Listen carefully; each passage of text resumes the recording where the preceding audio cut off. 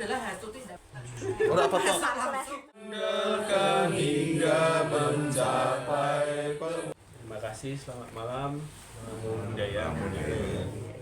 Malam ini saya sebelumnya mengucapkan Gyeonghi, Sibacai, selamat tahun baru. Ya, kita masih beruntung ya, masih punya berkah bisa kumpul di sini sampai tahun baru Imlek, lalu sebentar lagi Cap Gome ya, minggu depan ya kita nanti merayakan Cap Gome juga. Siapkan lontong jangan lupa. Ngomongnya sama Pak. Kalau perlu kirim di rumah disiapin loh Pak. Jadi kita masih ngomongin berkah ya. Kalau tahun baru itu identiknya kita ngalap berkah kemana-mana gitu kan. Kan kemarin waktu kita sharing Karania Metasuta juga ngomongin berkah kan gitu. Bagaimana kita biasanya tradisinya lalu ada yang ikut ciswa, po'u, ritual ruatan, ada yang ritual melukat kalau di Bali gitu kan. Waktu saya jelaskan itu di acara meditasi Samadhi Meta waktu itu bukan berarti istilahnya kita meremehkan ritual itu ya. Kan kesannya waktu itu saya jelaskan kalau kita belajar Meta Bhavana sepanjang tahun ini kita bisa mempraktekkan Karania Metasuta, petunjuk dalam jurus-jurus dalam Karania Metasuta. Udah kita nggak perlu ruatan gitu kan. Itu ya benar. Dalam artian kan yang kita andalkan kan perbuatan kita kan setiap saat ini kan itu. Tapi kita nggak berniat mematikan ritual ya, atau mengecilkan makna ritualnya atau mau bahkan mengabaikan ya, anggap ritual itu sesat, bahkan menyesatkan mungkin kalau orang kemudian cara pandangnya jadi ekstrim gitu. Saya kira di Buddha Dharma itu tidak ada pertentangan seperti itu dengan ritual. Itu perlu kita garis bawahi itu. Saya perlu ngomong ini lagi karena kemarin mungkin ada beberapa pertanyaan dari teman-teman. Lah, apakah lalu kita sekarang ini kan di wihara-wihara, di kelenteng-kelenteng masih banyak ritual itu kan? Nah, saya aja kemarin ada 3 paling enggak yang ngajak ciswa, po'un dari tradisi tantra juga ada ya. Terus dari tradisi kelenteng ada, yang di wihara dengan doanya versi Mahayana ada, versi Theravada juga ada kan gitu. Ternyata kan berarti komunitas kita di komunitas Buddhis sudah tahu ada ajaran sutra tentang Karania Metasuta misalkan, atau Manggala Sutta misalkan, petunjuk-petunjuk jurus-jurusnya nih di sutra-sutra itu. Bagaimana menghadapi sepanjang hidup ini, sepanjang tahun itu tanpa perlu ritual sebenarnya kan gitu. Tapi toh tetap ternyata wihara melakukan itu kan, ritualnya kan.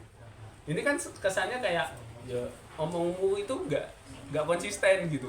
Waktu saya cerita Karania Metasuta itu jurus yang akhirnya bisa kita nggak butuh ritual gitu. Ini bukan ini beda urusan sebenarnya. Ritual termasuk yang kita lakukan tiap Kamisan, Parita, Sutra itu, sekali lagi kan kita perlu garis bawahi ini adalah yang disebut upaya kausalya. Cara terampil untuk kita memahami Dharma secara bertahap. Jadi Buddha Dharma ini, Buddha menempatkan ajarannya ini, walaupun dalam beberapa kesempatan Buddha itu keras ya, strict. Ritual tuh nggak bisa menyelamatkan kamu kan gitu, jelas itu kan. Buddha menyebutkan ini sebagai silabata paramasa. Kalau orang percaya bahwa ritual bisa menyelamatkan, bisa mencapai kesucian melalui ritual, itu omong kosong. Buddha tegas soal itu. Tapi Buddha juga tidak memusuhi ritual. Bahkan ketika misalkan ada kelompok petapa, lalu muridnya belajar sama Buddha, Buddha tetap menganjurkan kamu jangan meninggalkan tradisimu kepada guru-gurumu terdahulu, kepada leluhurmu. Lakukan ritual-ritualmu yang dulu. Jadi tetap loh. Jadi Buddha tidak memusuhi. Sejauh batasannya kamu jangan punya pemahaman keliru bahwa ritual itu akan menyelamatkan kamu. Ritual nggak bisa menyelamatkan kita. Tapi ritual ini hanya sarana. Cara kita terampil bagaimana mengenal Dharma. Misalkan melalui Liam King atau doa kepada Tuhan misalkan. Ini kan lebih bagaimana kita mempunyai bakti dan leluhur. Misalkan mendekatkan diri kepada leluhur melalui persembahan di altar. Kan itu kita berbakti ke tiap tahun itu kan, membersihkan altar, leluhur kita mungkin dari Kong sampai siapa berapa keturunan tuh ya itu semua dibersihkan, terus altar Buddha dibersihkannya bagian dari bakti, penghormatan kita, kerendahan hati kita menjunjung tinggi para guru kan gitu. Ya Buddha ini kan sebagai ini kan proses untuk kita semakin ngerti Dharma. Yang penting kan bakti kita, menghormati orang yang patut dihormati, para guru, para suci, leluhur-leluhur yang berjasa pada kita, pendahulu-pendahulu kita yang membuat kita hari ini ada itu kan leluhur kita. Kemudian di situ ternyata kita juga melatih kerendahan hati. Selain melatih kerendahan hati, ketika kita melakukan persembahan altar misalkan, ini kan semua ada maknanya.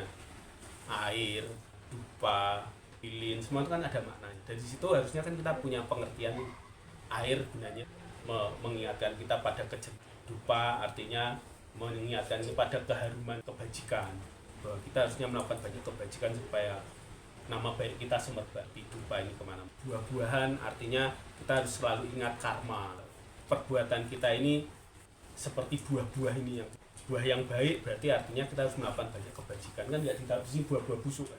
Terus apalagi dupa lilin artinya bahwa kita harus menjadi penerang buat sekeliling kita kan, pikiran kita harus cerah. Filosofi Jawa apa? Urip iku urup, hidup itu menerangi, nyala, memberikan sekeliling kita kan, memberi penerangan di sekeliling, di pencerah di sekitarnya itu kan. Itu kadang lilin juga karena dia meleleh juga diartikan memberi penerangan sekaligus kemudian apa? Air itu kejernihan tadi, kejernihan. Kalau air ini kan seperti kalau dalam filosofi Jawa hening, heneng, awas lan eling. Hening itu bening, jernih, ya. Heneng itu meneng, tenang. Awas itu karena dia jernih kita bisa melihatnya, awas tembus sampai ke dasarnya, dan menjadi eling, ingat, waspada dengan kita ini yang perlu diwaspadai apa sih? Siang malam. Kita ini terbatas waktu kita itu pendek, waktu kita ini, usia kita ini kan jabatan kita, waktu kita. Nah itu nanti ada urusannya dengan ruatan misalnya, tentang waktu. Terus minyak itu tambahan aja sih, setahu saya enggak. Ya bunga itu artinya minyak kan pelita, Pak. Ya sama dengan lilin sebenarnya. Kemudian bunga itu kan ya ketidakkekalan, sesuatu itu kita ini rapuh seperti bunga, sebentar saja mekar, nggak lama kita akan lapuh. Kita harus menyadari perubahan ini tidak bisa dihilang.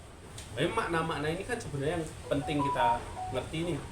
Setiap kali kita melakukan persembahan, penghormatan ke altar gitu kan.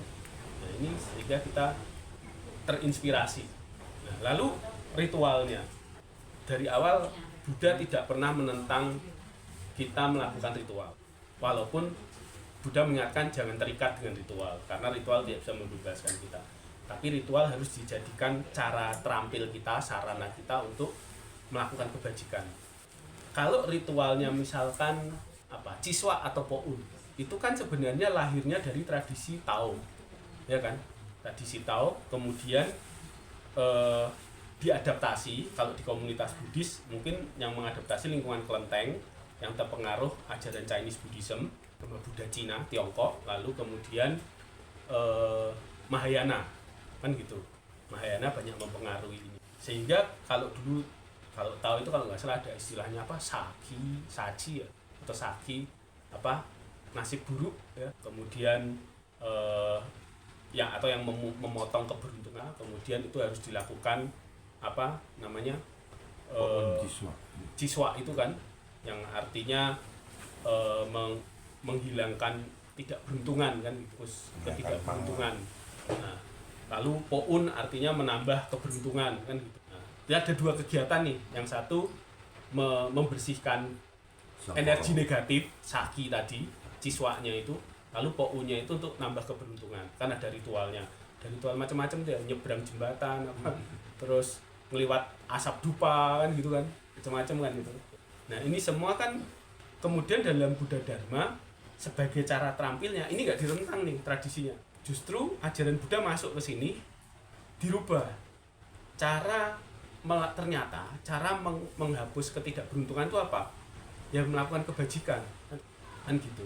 Itu ada ajaran dalam apa misalkan Anguttara Nikaya misalkan dalam Pali itu bahwa segala sesuatu berawal dari pikiran yang baji akan membawa keberuntungan, pikiran yang buruk akan membawa. Itu juga ada di Avatamsaka Sutra, juga ada di Mahayana ya. Sutra pesan-pesan Buddha yang merujuk pada apa yang membawa keberuntungan, apa yang membawa kerugian itu dimasukkan ke tradisi ini. Lalu aktivitasnya dirubah. Ritualnya mungkin kegiatannya mirip-mirip gitu kan aktivitasnya, tapi sutranya yang dibaca udah lain. Dulu sutra-sutra nggak tahu apa ya yang dibaca itu, tapi dimasukin ajaran Mahayana, ajarannya sutranya dirubah nih. Cuma seringnya kan kita nggak ngerti tuh isi teksnya, pokoknya ikut aja baca gitu kan. Padahal mestinya kan kita ngerti nih, kalau ini sebagai upaya kausalya cara terampil, harusnya kita ngerti, oh sutra yang dibaca sutra apa, Avatamsaka kah atau apa, Samantabhadra. Samantabhadra itu isinya tentang 10 perbuatan baji misalkan, anjuran menghindari 10 perbuatan buruk, menambah 10 Samantabhadra ada. Itu dari situ kemudian kita melakukan perubahan perilaku sebenarnya kan. Yang mau ditekankan dalam Buddha Dharma kan selalu kalau mau beruntung, mulai semua itu nasib kita itu semua bermula dari pikiran dan niat kita baik, hasilnya nasib baik. Pikiran dan niat kita buruk, hasilnya nasib buruk. Dari sini maka yang ditekankan kemudian di karma kita, tindakan kita. Makanya kemudian kan yang disarankan seperti Metta Sutta, cara-cara terampilnya punya niat baik, kemurahan hati, tidak rewel, senantiasa berkecukupan. Cara-cara itu yang kemudian kita kembangkan ya. Itu yang membuat kita Buddha mengajari kita tidak terlibat di ritual itu, lalu mengandalkan ritual itu sudah ritual udah pasti beres gitu. Nasib saya beres sampai ujung tahun gitu. Tidak ada gitu. Ternyata ya kan terbukti toh. Ini kan dari tahun kesekian, tahun-tahun kemarin yang pernah ikut itu kan tetap harus menghadapi masalah tuh sepanjang tahun. Harus ngatasinya dengan kecerdasan kita, dengan coro macem-macem kan gitu. Ngadepin orang ya tetap harus ngadepin orang, nggak bisa kemarin sudah baca doa, sudah di Ciswa, sudah di masa saya masih ketemu orang nyebeli lagi kan gitu kan. Pengennya kan enggak. Tapi kan enggak toh. Ketemu orang ya kita harus ngatasi orang ini, orang sulit ya harus diatasi sendiri kan gitu. Berarti kan enggak ada cara penyelesaian instan kan. Nah, cara-cara seperti itu Buddha Dharma, Buddha sendiri itu memberi petunjuk ke kita dengan cara yang kita disuruh tajam, awas gitu. Jangan bergantung pada ritual. Ritual itu enggak pernah selalu tindakan, cara pikir, niat kan selalu ditekankan di situ. Ini kalau tadi Ciswa kita adaptasi di dalam tradisi Jawa, ruwatan. Tadi kan saya singgung ada ruwatan. Ruwatan itu biasanya nanti ada pentasnya wayang. Ya kan, biasa wajib itu kayaknya. Kalau tradisi ruwatan itu harus wayang ruwatan. Dalangnya aja khusus dalang yang punya warisan skill meruat. Kalau enggak boleh itu. Nah, lakonya bisa diwaruci, bisa betorokolo, ya. Nah, itu betorokolo nanti ngelawan Sukerto kan gitu kan. Nah, Sukerto ini anak-anak yang kena Sukerta ini misalkan anak kembar atau untang-anting atau anak sendang kapit pancuran kapit sedang, istilahnya macam-macam lah kena Sukerto itu. Yang dihadapi siapa? Yang ditaklukkan betorokolo. Nah, dalam filosofi Buddhis itu jelas, Betarokolo itu artinya kan waktu, Batara, dewa yang menguasai. Kala itu waktu, kan gitu. Setiap hari kita ini kan dimakan waktu. Waktu nggak pernah mundur, maju kan. Makin tua, kan sebenarnya cuma sederhana itu. Kita ini habis dimakan usia kan, waktu kita berjalan, kan gitu. Nah, di waktu kita yang pendek ini, bagaimana kita melihatnya toh? Kalau mau saenake dhewe ya enggak apa-apa. Tapi kita lihat saja orang yang saenake dhewe itu pasti ya hidupnya enggak beres kan. nggak memanfaatkan waktu yang terbatas ini dengan baik kan gitu. Buddha selalu mengingatkan hargai waktu. Apa ya? Waktu ini sangat berharga terutama saat ini. Kalau di Buddha kan gitu, berharga terutama saat ini. Karena yang besok belum terjadi, yang kemarin sudah berlalu. Yang kemarin itu dan besok itu seperti ilusi saja. Kan sudah selesai kemarin. Yang ke depan belum terjadi, kita hanya baru bisa berangan-angan tentang masa depan. Kita nggak tahu matinya berapa menit kemudian, kita nggak tahu. Kita selesai hari ini kan. Kemudian makanya di ruatan itu biasanya kan yang diruat itu soal kelahiran. Padahal mestinya prakteknya kalau di dalam Buddha Dharma kemudian diadaptasi nih. Ceritanya bukan wayang soal Bathara Kala dan ini Sukerto ini perang, itu bukan. Tapi penekanannya bagaimana mengubah waktu ini kan setiap saat. Kalau dalam Buddha Dharma kita ini seperti lahir lagi, menjadi, artinya bahwa itu artinya kita mewujud atau menjadi. Setiap saat, setiap kita menginginkan sesuatu, kita itu sedang menjadi sesuatu. Dalam Buddha Dharma cara melihatnya seperti ketika saya sedang rakus, ya, sedang merasa nafsu makannya gede, ya, rasa ini seperti hantu kelaparan. Saat itu juga kita terlahir jadi hantu kelaparan. Sebenarnya seperti itu, kan gitu. Ketika kita merasa berkuasa, hebat, adigang-adigung, mentang-mentang saya orang hebat gitu, sukses, makmur dan sebagainya, terus meremehkan yang lain, itu seperti kita jadi dewa sekaligus asura. Asura itu juga tinggalnya di alam dewa, dia setengah kesaktian, punya, tapi dia selalu gelisah, selalu iri hati dengan. Saat itu juga kalau kita punya sifat seperti ini, kita lahir jadi kayak gitu. Jadi perubahan-perubahan setiap saat ini adalah kelahiran. Itu setiap saat. Setiap perubahan pikiran kita, keinginan kita berubah, hasrat kita berubah. Ini yang perlu diruat. Berarti yang diruat apa? Kalau diruatnya kelahiran, diruat kebiasaannya. Kebiasaan kita, cara pikir kita atau setiap saat. Berarti yang perlu dirubah ya setiap saat motivasi kita mau berbuat sesuatu, mikir dulu, hati-hati nanti terlahir kemana gitu kan. Jangan sampai lahirnya lagi nafsu, sebentar-sebentar sering nafsunya gitu, lahirnya jadi makhluk ini binatang kah atau apa tadi, peta hantu kelaparan kan gitu, atau asura atau yang lebih rendah misalkan. Jangan sampai seperti itu. Nah, kemudian makanya Buddha kemudian mengajarkan cara mengendalikannya dengan samadhi kan gitu. Karena mengkondisikan pikiran, dan meditasi itu hanya bisa dilakukan sekarang, nggak bisa nanti atau kemarin kan gitu. Yang kemarin tuh cerita kan gitu, yang besok baru angan-angan. Tapi kalau meditasi itu pasti sekarang. Karena apa? Objek yang diperhatikan pun pasti adanya sekarang. Contohnya napas kan bukan yang kemarin atau besok kan gitu. Napas hanya bisa kita kenali saat kita bernafas kan gitu, saat ini kan gitu. Jadi makanya perlunya latihan ini kemudian untuk kita hidup saat sekarang. Jadi ritual-ritual ini kemudian oleh Buddha Dharma tidak dilawan, tidak ditentang, tapi diberi pemaknaan, dimasuki ajaran yang selaras. Lalu kita hidup di situ dengan cara itu, yang cerdas hidupnya, gitu. Melihat apa-apa awas, eling, jernih kan. Akhirnya yang meruat sebenarnya cerita ritual-ritual tadi kan bagaikan hiasan saja lah. Bunga rampai kehidupan ini, bunga rampai kembang-kembang lah kan gitu. Kembang-kembang hidup kan gitu. Iya. Tapi yang penting kan praktek kita sehari-hari kan ternyata kan. Yang nolong kita kan praktek urusan kita sehari-hari. Yang kita jaga pikiran kita, perilaku kita, ucapan kita, itu yang menyelamatkan kita. Bukan ritualnya kemarin, waktu ruatan atau waktu ciswa kan di situ. Nah, itu kan Nah kalau siswanya budana sama masalah rangkaian jong, negara.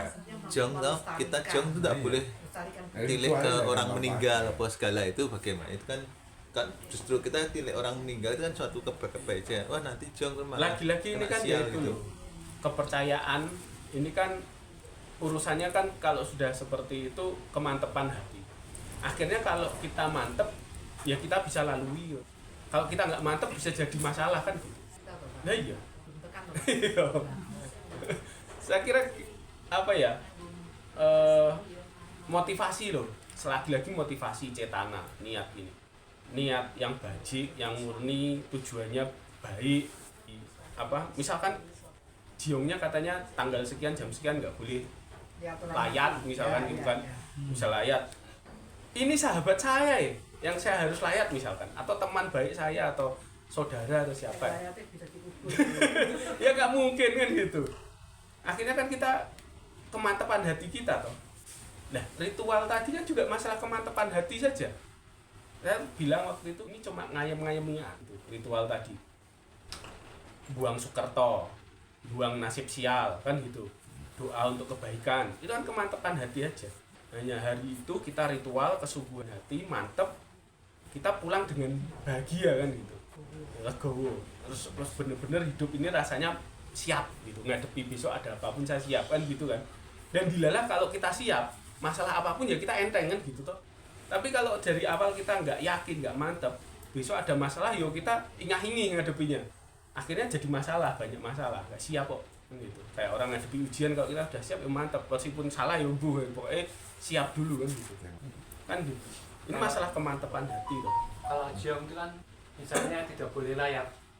Kan kita tahu jiong itu berarti energi kita kan sedang rendah. Negatif. Ya kita harus banyak melakukan untuk ngimbangi kan gitu. Dan itu ada trik-triknya kan. Ya udah kita ikutilah kalau tradisinya ada triknya. Oh, kalau jiongnya begini mungkin harus pakai bawa apa. Ya udah ikuti aja gitu. Itu ritual lagi tadi, Pak. Enggak apa-apa. Kalau itu jadi kemantepan loh. Itu enggak ada yang salah bener lagi. Juga tidak ini ada juga itu disiasati, Pak. Iya, disiasati. Istilahnya itu ya, istilahnya disiasati. Memang saya dipakai mukune kok. Iya. Jadi itu di Jawa pun kan begitu.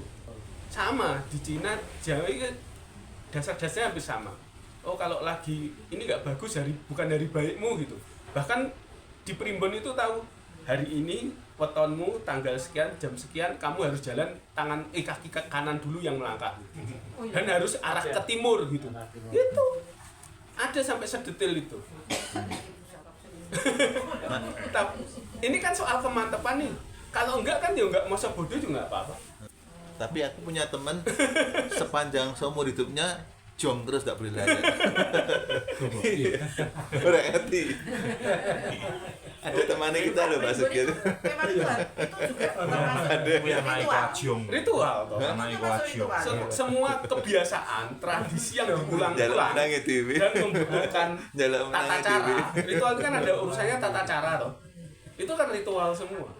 Memang rak gelem layar. Enggak harus bentuknya sembahyang atau apa enggak. Setiap tindakan yang ada runutannya ya, ada prosesinya dan tradisi menjadi kebiasaan diulang-ulang, ini sudah ritual sebenarnya. Bangun tidur ritual kita apa? Buka HP, Pak. Nah. Enggak bangun tidur ke kamar mandi, pipis, gosok gigi, langsung buka HP dulu. Itu dimpet ya, enggak apa-apa, yang penting update sih. Kan gitu. Itu ritual kan, sudah jadi ritual kan. Semuanya itu kan berasal dari ilmu titem. Iya. Tercatat dijadikan tradisi. Dan sebenarnya itu kan kadang berlaku hanya di wilayah tertentu, lokalitas kan. Beda tempat beda juga, nggak berguna tadi tradisi yang tadi diterapkan di negara lain mungkin. Makanya orang Barat, alah mau kosongan gitu. Di negaraku nggak ganggu itu kan. Semua nggak mentah itu katanya. Gitu. Ada juga yang katakan mensiasati ritual dengan salah satu cara yang unggul. Misalnya apa, Pak? Misalnya gimana Pak? Ya, misalnya kalau di ramal misalnya. Oh di ramal. Nah, misalnya ada ramal. Oh, Akan itu bakal jelek. terjadi seperti ini. Kamu sebenarnya melakukan hal ini. Oh iya. Itu semacam mensiasati. Menyiasati. Ya, Sehingga konon tidak terjadi. Konon katanya kalau ini tahun ini siapa yang ciong? Macan. Oh, saya Ular. Ular. Tapi ular. Eh, Tapi ular. Macan. Naik babi. Katanya di sebelah mana? Kalau sana utara, timur, tenggara, selatan, barat daya, utara, timur laut. Itu salah satunya gantung fungling dari logam semua. Oh, itu apa? Gentangin itu. Ya, gentangin. Karena unsur logam ini akan menetralisir ular kayu kan. Jiongnya ular kayu. Monggo percaya atau enggak, tapi kan Iya. enggak ada susah jeleknya kan mau dipakai wong paling modal 50.000 beli fungling itu. Cuma tinggal digantung. Ngapain dipikir rumit-rumit? Kan gitu kan. Pakai aja, oh ada nasihatnya begini dari master apa? Feng Shui atau Oh ya master. berarti podo masang hu ya Pak ya? Iya, iya. Oh. Ya enggak apa-apa, udah yang murah meriah aja kok. Dari apa itu? Logam. Beli di Tokopedia atau di Shopee. Nah, Genta angin itu kan. Iya, benar. Ya. Di Gambaru Ya di Gang Baru. Yang logam semua ya, logam semua. Punya udah. Tapi bunyinya beda. Tergantung bunyinya. Nah, Bagus Asaswer. Bagus. jadi Asaswer. iya. Aku Iya. pernah ketemu temen Pak, nggak pernah layan. Soalnya yang meninggal tepat. sudah mati, aku datang dia yang nggak tahu. Lah tapi kalau saudaranya sing istrinya pas suaminya sing mati, aku nggak kenal sing mati nih. Kapan tekonnya kapan? Iya. Itu problem juga tuh. Iya. Saya mati ya enggak tahu. Loh, terus Loh Pak, ini menurut kamu ritual juga enggak ada. Iya, masa di dalam Buddha Dharma nggak ada sampai ngurusi sedetil itu kan. Iya. Itu kan ada di tradisi masing-masing kan. Di orang Tionghoa, di orang Jawa, atau di tradisi budaya apa gitu. Nah, tapi kan orang itu kalau kita lihat lah, misalkan waktu Buddha meninggal orang berduyun-duyun datang kan gitu. Menghormati kan. Hormatan terakhir kan gitu bahasanya, penghormatan terakhir untuk mengenang guru kan gitu. Atau orang yang dekat dengan kita, atau orang yang kita sayangi, atau siapapun lah ya, yang pernah berhubungan dengan kita gitu kan.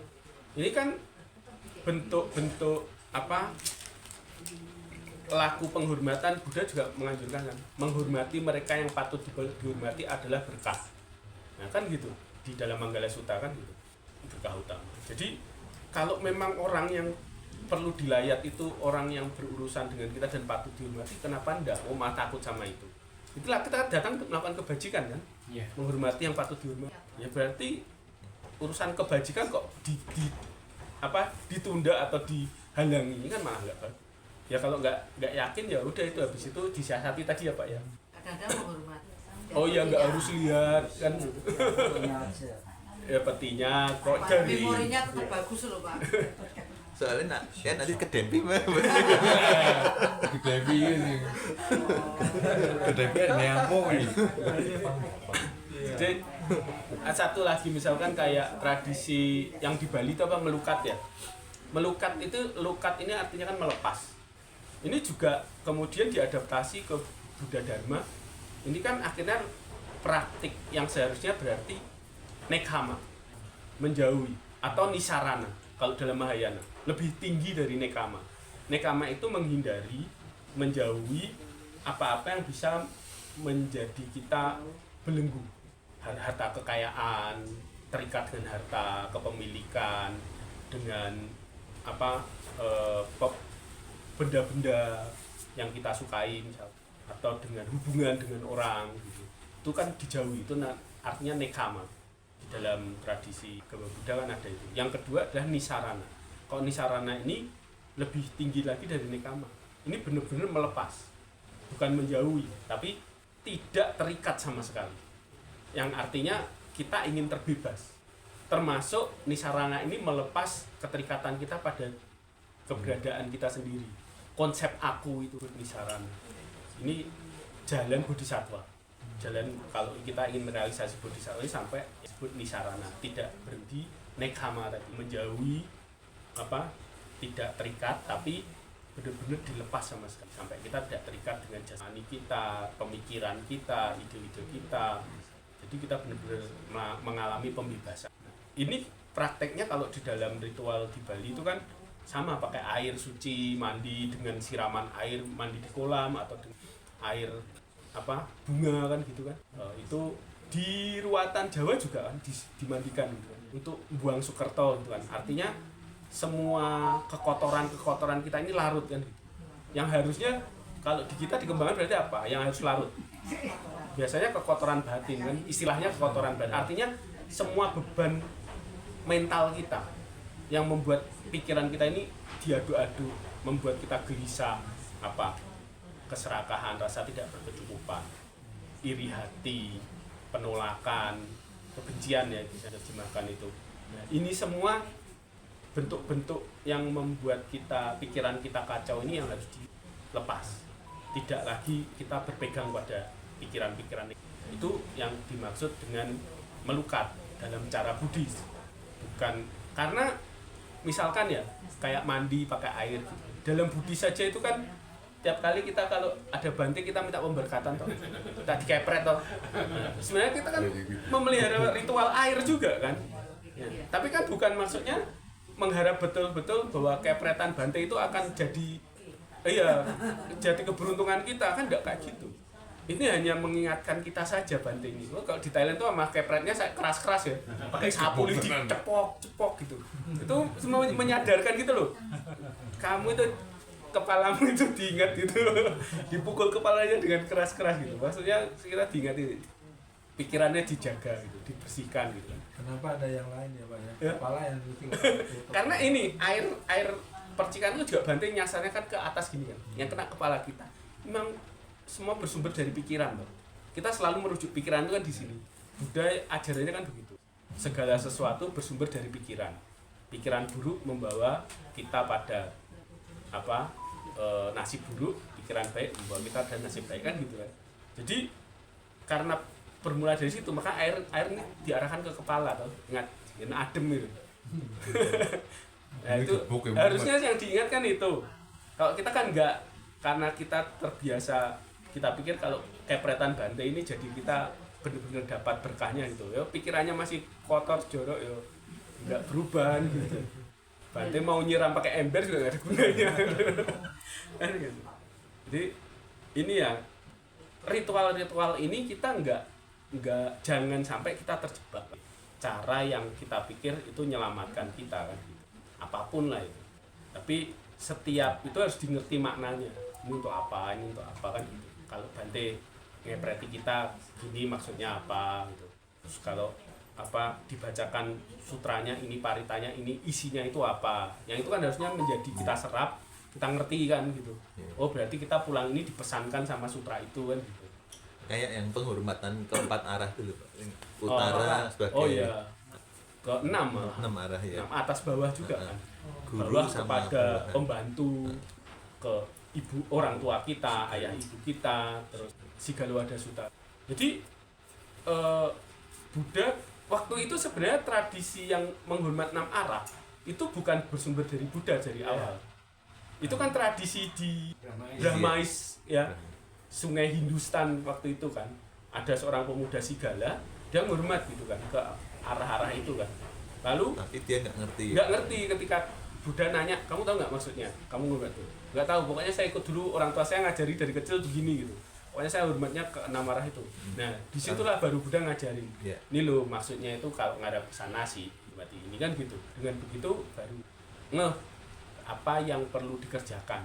Gitu. Bahkan kemudian oleh Buddha didetilkan kenapa kita menghormati orang tua, kenapa kita menghormati teman-teman, sanak saudara kan gitu, gunanya apa kan gitu, manfaatnya, hubungan timbal baliknya apa kan gitu.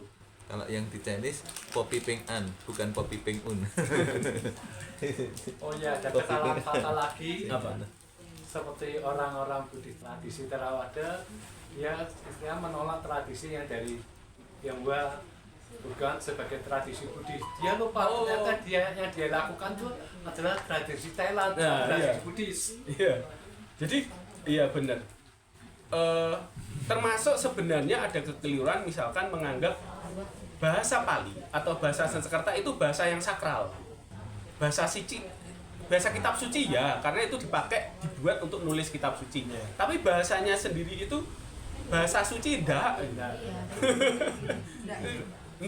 ada konsep seperti itu. Bahasa ya bahasa gitu, teks ya teks gitu.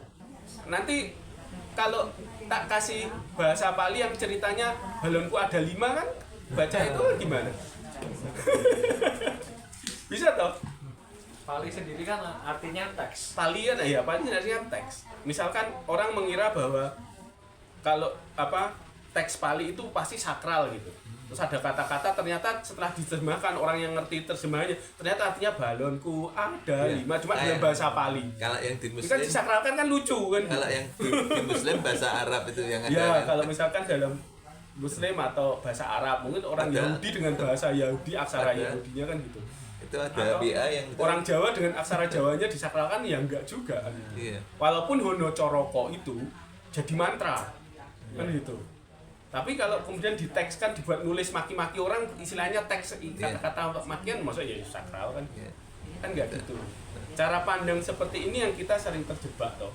Nah, ritual, oh kalau ritual, kalau Buddhis kemudian karena kita kadang ya orang Buddhis itu yang terlalu merasa oh ajaran Buddha itu sangat rasional gitu kan, sangat tidak boleh terikat dengan ritual misalkan. Lalu semua tradisi ritual apapun dijauhi, dimusuhi. Ini kan ada yang cara pandangnya seperti itu, ekstrim kan. Padahal kan nggak gitu. Kita tahu itu hanya sarana ritualnya itu. Makanya kita harus ngerti maknanya, kegunaannya. Lalu ritual itu diisi dengan doa yang apa kan gitu. Dimaknai seperti apa kan gitu. Kalau semua kita pandang itu keliru, kita ini nggak bisa diterima berkembang kemana-mana. Hari ini budaya agama Buddha berkembang di Tiongkok, berkembang di seluruh dunia, di Thailand, di Jawa termasuk sampai hari ini. Itu ya karena kita adaptasi sama ritual kan gitu.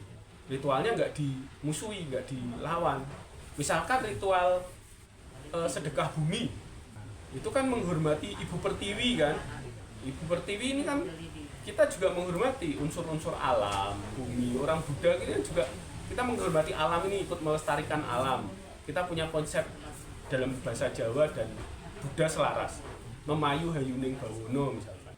Ikut memelihara kelestarian dunia kan gitu. Berarti kan ngerawat tanahnya, ngerawat hutannya, ngerawat airnya kan gitu. Ngerawat masyarakatnya, lingkungannya kan gitu.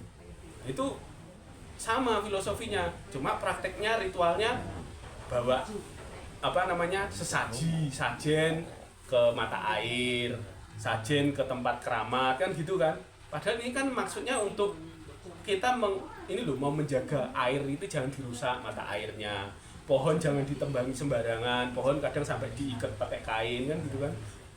Ini ritual-ritual ini kan perlu gitu. Karena ada maksudnya, ada filosofi, ada fungsinya untuk kehidupan kan gitu. Manfaatnya untuk kehidupan. Ya jelas kalau fokus udah dikarungin kan jadi keramat Pak. Iya, padahal maksudnya kan itu. Kamu jangan nebang sembarangan, ini sumber mata air, sumber kehidupan. Satu batang pohon itu di situ ada sarang burung dan sebagainya kan gitu. Ya sengaja ritualnya jadi sakral, jadi wingit kesannya gitu. Disajeni. Saya wedi nek Karena tujuannya sebenarnya itu, karena kita ingin melindungi alam. Di balik itu loh. Jadi jangan dilihat sebagai oh ini tempatnya dewa-dewa atau genderuwo tinggal di situ gitu. Enggak kayak gitu gitu. Kita untuk melindungi tempat itu gitu. Harus dilihat cerdas nih. Ini kan disebut upaya kausalnya. Cara terampil, cara cerdik menjaga berpraktik dharma. Ini kan dharma ini, praktik dharma, menjaga kehidupan. Tidak menebangi pohon sembarangan. Merawat alam kan praktik dharma. Cara cerdas kan gitu. gayanya itu kan Bali, ya. apakah orang Bali mempraktekkan itu hanya budaya atau apa terus menjadikan dia pingin dan Enggak, itu ngerti mereka kok fungsinya. Ngerti, sangat ngerti fungsinya. berarti kita yang nggak tahu ya. Ya kita yang enggak. Orang mereka pasti ngerti, wong itu diwariskan dari leluhurnya kan. Cara melindungi alam dengan seperti itu. Terus mata air disajeni tiap kali kasih dupa bunga. Kalau enggak kencing sembarangan nanti orang di situ, meludah sembarangan di situ kan gitu. Nek air Iya kan? saya paham, nek pohon saya nggak Ya, paham. sama fungsinya. Nah, hari diblebet kain kotak-kotak piye? Generak disrobot. Perlu disembayangi. Jadi ini loh, kita melihat simbolik-simbolik ini, apa makna dibaliknya itu yang penting. Itu yang disebut awas, tajam melihat, itu kan seperti itu. Terus ada karena kita punya kepedulian nih, dasar hidup kita kan kepedulian kan. Itu kan yang sebenarnya dikembangkan. Dengan peduli, dengan lingkungan, terjaga, lingkungannya terjaga, kita juga ikut selamat kan gitu. Tidak kekeringan, banyak keteduhan, hijau, satwa di mana-mana ada, alam dapat keseimbangan kan, hidup kita juga menjadi. Jadi kan ini hubungan simbiosis mutualisme melalui ritual. Tapi ada pendatang-pendatang yang cara pandangnya melihat itu ajaran sesat, nyembah pohon, nyembah mata air gitu kan gitu. Ya, jadi akhirnya dimusuhi kan gitu. Malah dirusak, beberapa malah dirusak. Sebenarnya kan tidak selaras sama Buddha Dharma, tidak bersikap seperti selalu melihat ini fungsinya apa, maknanya apa. Kalau selaras malah didukung. Seperti misalkan orang zaman dulu untuk aman terbebas dari yang petani zaman dulu ya, pertaniannya terbebas dari hama, itu kan ada ritualnya, baca doa keliling ya, ritual baca mantra gitu kan di sekelilingi sawahnya. Itu salah satu poin doanya. Ternyata itu rasa berkecukupan. Di situ poin doanya itu agar saya diberi hasil panen yang secukupnya loh, selebihnya untuk siapapun yang membutuhkan. Jadi kalau hasilnya banyak itu dia ambil, ya itu secukupnya, sisanya itu berbagi sama tikus yang dilalah. Tikusnya itu nggak ngerusak, mereka makan secukupnya saja, nggak sampai rusak seluruh ladang.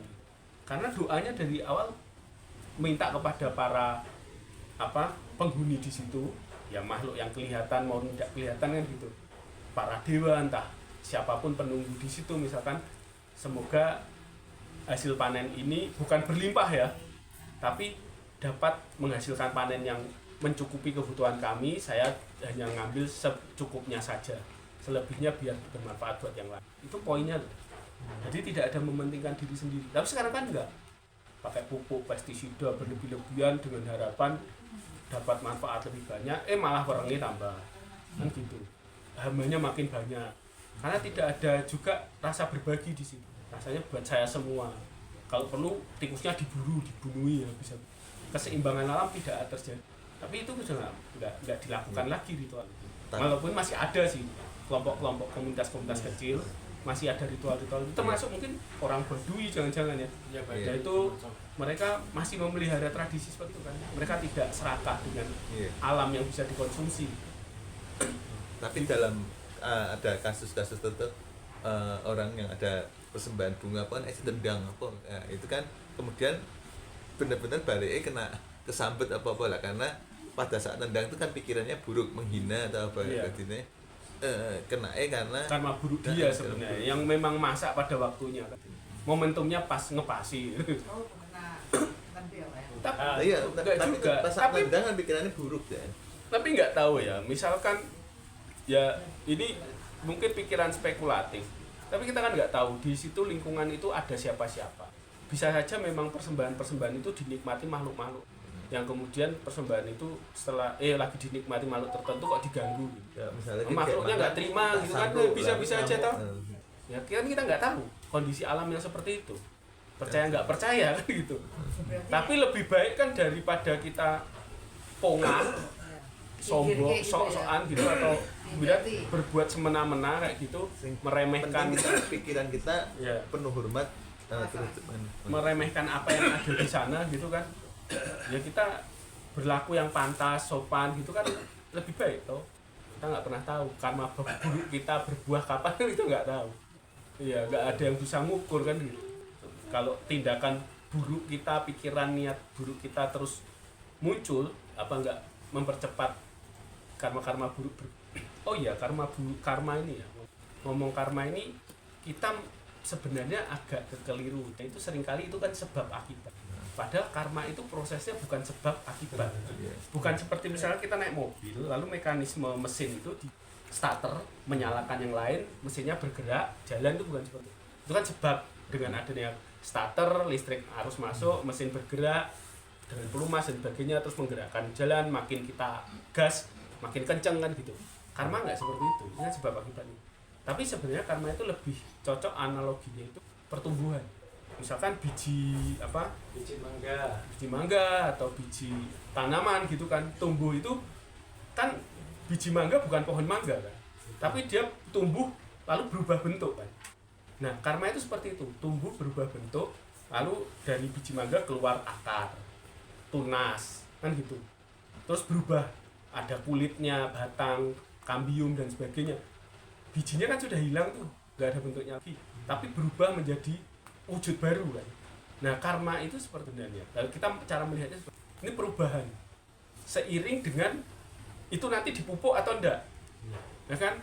Pupuknya tepat atau enggak, kondisi di sekelilingnya tepat atau enggak gitu. Kalau pupuknya tepat, buahnya baik, akhirnya hasil buahnya ranum, baik, indah kan gitu kan, dinikmati, manis dan sebagainya. Kalau tidak tepat, tidak dipelihara, rusak, mungkin mati kan gitu. Akhirnya hal buruk atau buahnya masam atau buahnya busuk, kita nikmatinya tidak hal yang baik. Cara pandang karma seperti itu, kita terhadap perubahan itu seperti itu. Perbuatan kita ini, satu tindakan dengan niat itu tumbuh seperti itu pelan-pelan, dipengaruhi faktor-faktor di sekitar kita. Tadi pupuk, air, cuaca, lingkungan. Yang mempengaruhi kita apa? Sekitar kita, pikiran kita, niat, iklim, terus cara kita berinteraksi dengan yang lain, lingkungan kita, karma kita tumbuh. Berarti paticca samuppada ya. Iya, paticca samuppada, melihatnya bukan ini mengakibatkan ini, tapi ini pelan-pelan bermutasi, bertransformasi. Sehingga makanya sulit kita memastikan nanti hasilnya seperti ini.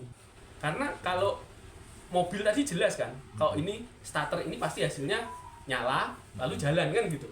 Itu jelas mekanismenya. Tapi kalau pertumbuhan ini nggak jelas kan, faktornya begitu banyak. Tapi tuh Pak, cuman tumbuhnya kemana Nah, ya, tahu. nah tapi kalau mobil tadi kan jelas mekanismenya. Ya. Arahnya kita mekanis ini kan jelas nih. Ini mengakibatkan ini, reaksinya ini mengakibatkan ini. Tapi kalau pertumbuhan itu kan sulit. Karma itu kompleks itu maksud saya. Ora satu sebab. Kompleks Berarti yang mempengaruhi sebab. pertumbuhan satu pohon misalkan. Biji, benih sampai jadi pohon itu kan kompleks. Cuaca, pupuk, pestisidanya, macam-macam kan gitu. Sinar Perlakuan, bahkan sinar kadang yang- emosi kita terhadap tanaman itu saja bisa berubah. Iya. Kalau yang kerawat dinyanyikan katanya pohon ini sama pohon yang dimaki-maki beda kan gitu. Ada getaran energi yang setelah pohon itu beda kan beda.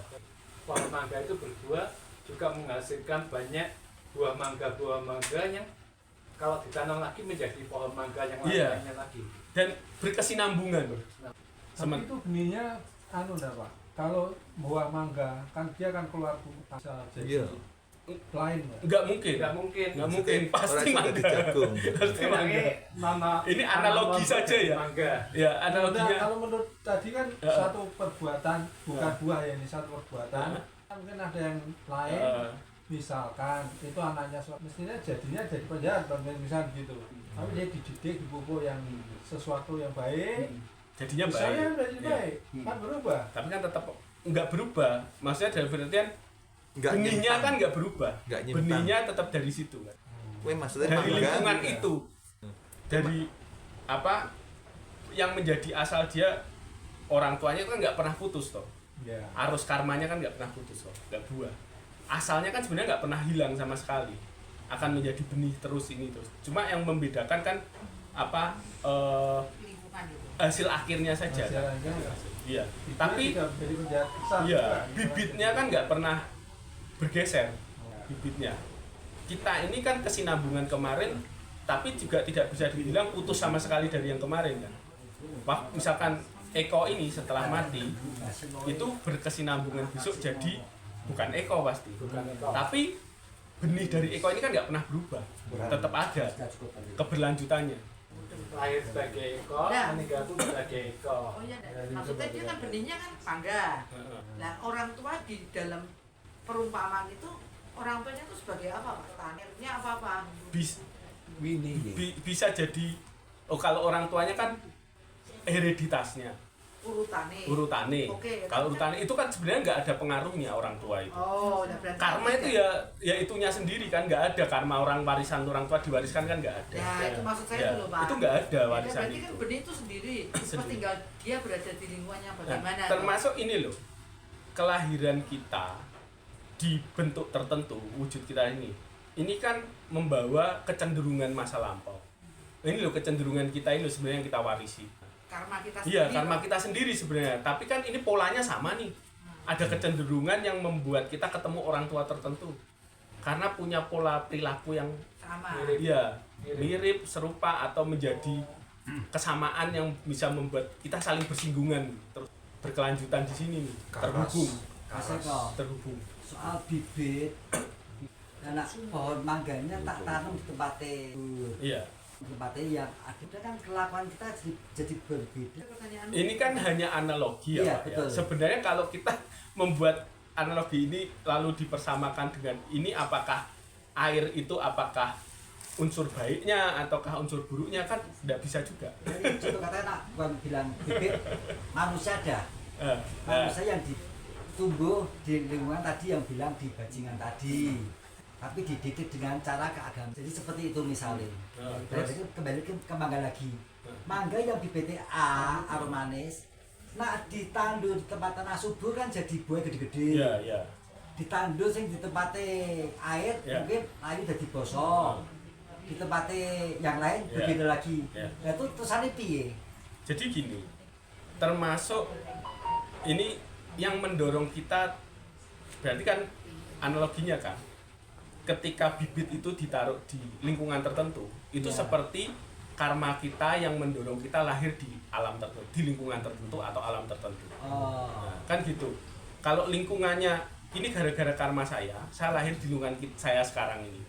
Ya, lingkungan sebenarnya kampung saya itu campur aduk di situ. Preman ya ada, ya saya juga dari keluarga yang setengah preman misalkan gitu. Nah, yang setengah sukses nggak sukses kayak gitu. Macem-macem lah kan gitu. Nah, hasilnya saya seperti ini. Ini juga karena kecenderungan perilaku saya zaman dahulu kan, kelahiran saya yang lampau. Lalu lingkungan ini tergantung saya sekarang ini, apakah saya akan ikuti pola yang ada di lingkungan kampung saya sekarang, atau saya keluar dari lingkungan itu. Kan saya yang memutuskan nih. Saya mungkin termasuk orang yang keluar dari pola yang ada di kampung saya. Merantau, bergaul dengan orang lain, belajar agama yang berbeda dengan lingkungan yang ada di situ misalkan. Ini kan membuat menciptakan kamu kayak gitu. Iya. kan, ya? iya, ya saya nggak tahu lebih baik atau enggak.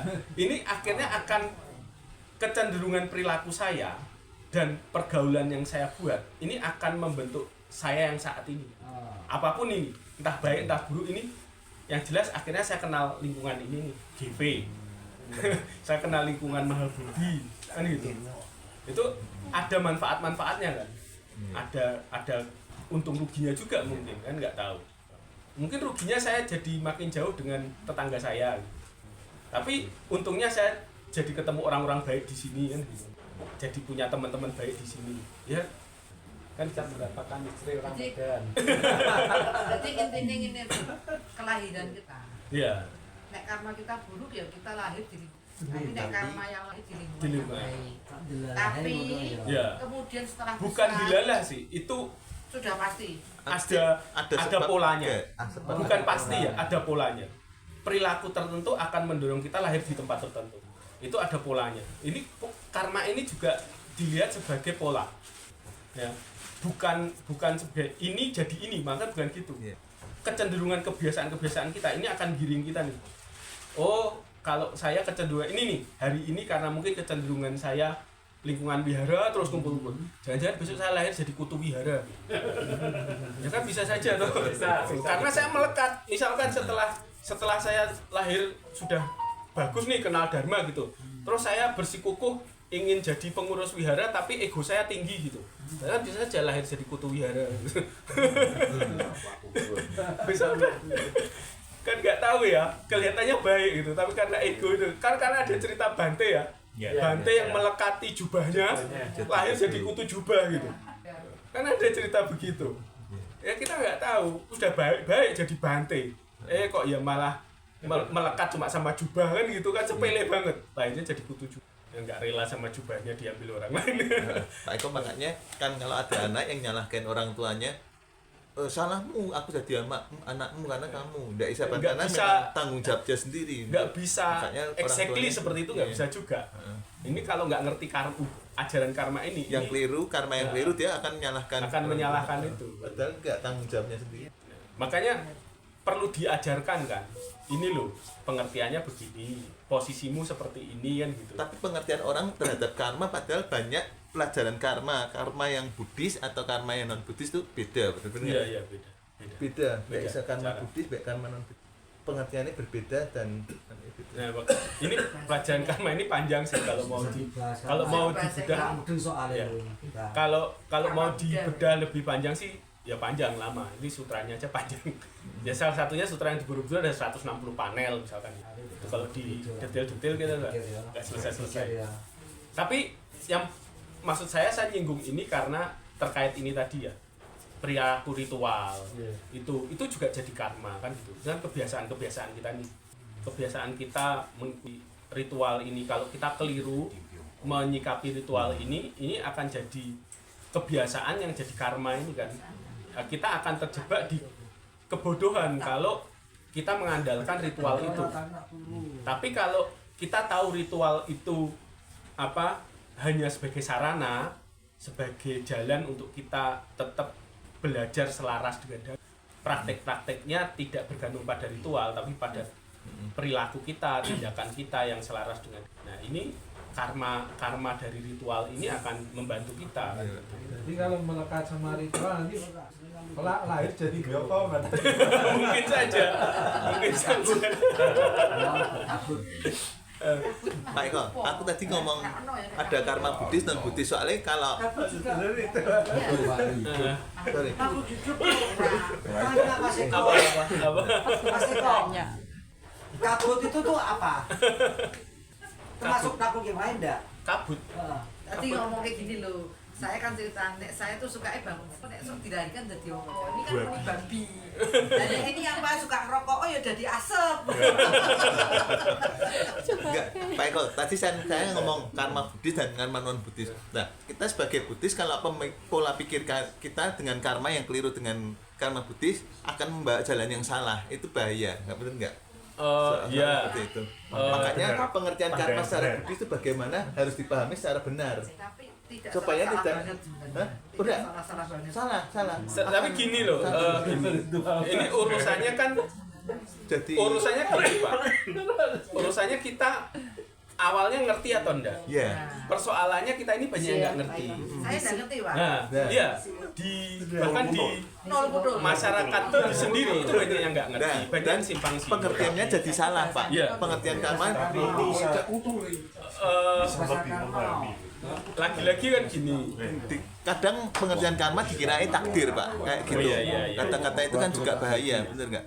Kalau kita contoh cara pandang yang keliru terhadap karma, misalkan kita seolah-olah bisa memastikan, oh orang ini tukang marah-marah misalkan, lalu kita menilai dia, oh ini pasti nanti lahir jadi makhluk preta gitu, Itu keliru. atau makhluk Pola pandang yang salah. neraka gitu misalkan. Mengadili namanya. Itu sudah mengadili seperti ini, cara pandang yang fatalistik. Ini Ini cara pandang yang salah. ini fatalistik kan, Fatalistik. karena sebenarnya tidak ada yang bisa tahu perubahannya ini Iya. seperti apa, Oh, iya.